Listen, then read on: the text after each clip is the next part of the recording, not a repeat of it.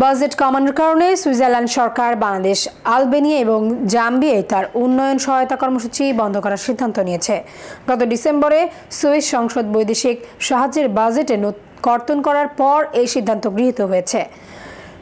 Swiss 24 এক প্রতিবেদনে অনুযায়ী সংসদ 2025 সালের আন্তর্জাতিক সহযোগিতা বাজেট থেকে 110 বিলিয়ন সুইস ফ্রা এবং 2026 থেকে 2028 সালের আর্থিক পরিকল্পনা থেকে 321 মিলিয়ন সুইস ফ্রা কমিয়েছে।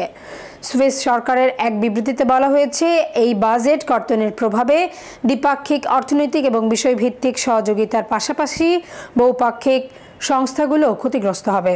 বুধবার সুইজারল্যান্ডের কার্যনির্বাহী সংস্থা ফেডারেল কাউন্সিলকে বাজেট কমানোর বিষয়ে অবহিত করা হয়। এই পরিপ্রেক্ষিতে Swiss agency for development and cooperation 2028 সালের শেষ নাগাদ আলবেনিয়া, বাংলাদেশ এবং জাম্বিয়ার তার দ্বিপাক্ষিক উন্নয়ন কর্মসূচি ধাপে ধাপে বন্ধ করে দেবে।